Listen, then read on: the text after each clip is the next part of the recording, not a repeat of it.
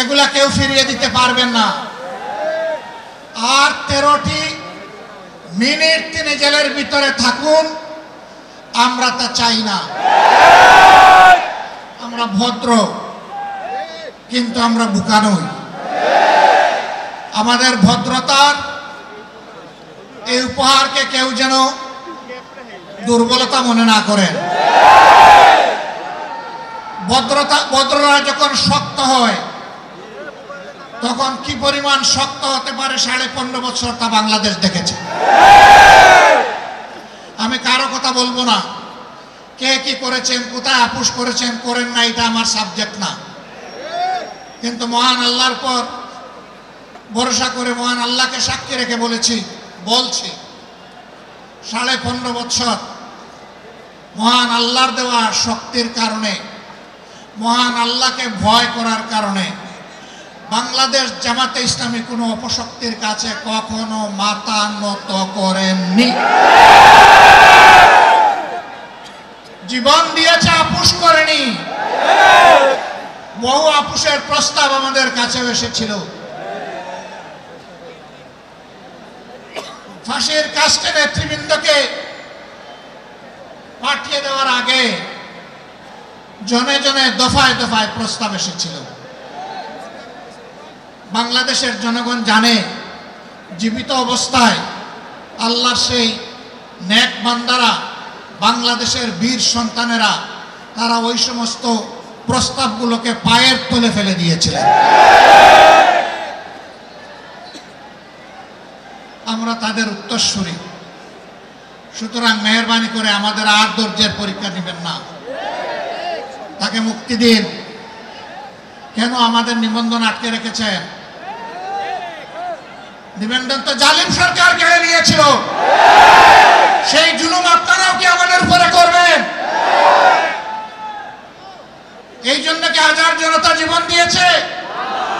হাজার হাজার মানুষ পঙ্গুত্ব বরণ করেছে আবারও সেই বৈষম্য দেখার জন্য।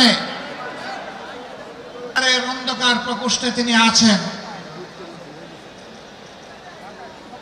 এখনো তিনি মুক্ত হননি। বাংলাদেশ ফ্যাসিবাদ থেকে মুক্ত হলো।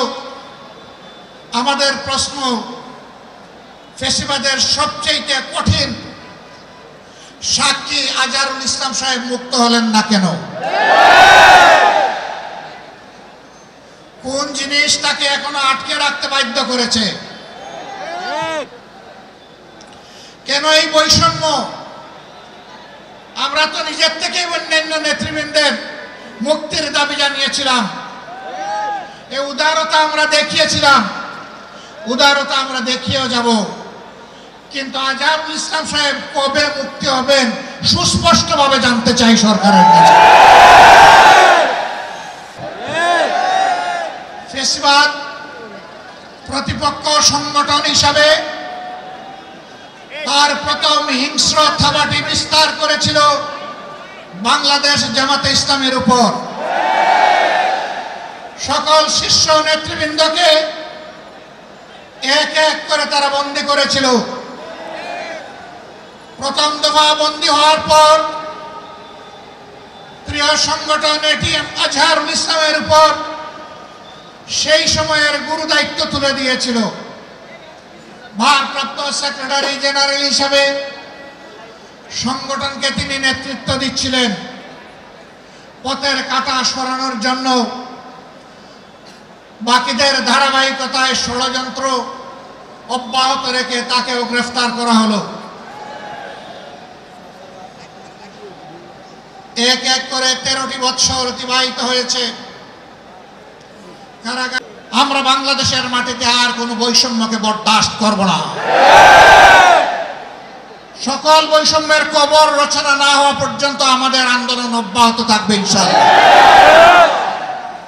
আমি প্রিয় সহকর্মীদের কাছে জানতে চাই, 15.5 বছর জীবন দিতে যেমন ভয় করেন নাই, গুলির সামনে বুক পেতে দিতে ভয় করেন নাই, সর্বশেষ জুলাই আন্দোলনে শরিক হয়ে যেমন করে দেশপ্রেমের দায়িত্ব এবং দেশপ্রেমের প্রমাণ পেশ করেছেন, একটি মানবিক বাংলাদেশ আমরা তো চাইনি, কল্পনাও করিনি এইভাবে আমাদেরকে রাস্তায় নামতে হবে প্রিয় আজহার ভাইয়ের মুক্তির দাবিতে।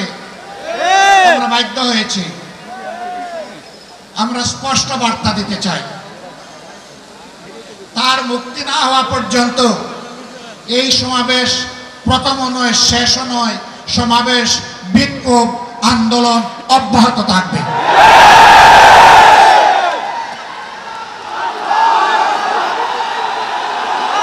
আমরা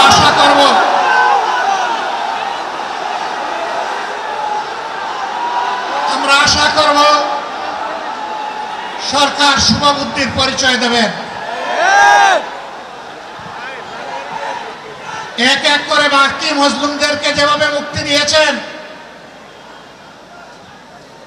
সর্বশেষ মুসলিমটাকেও দেশবাসীর বুকে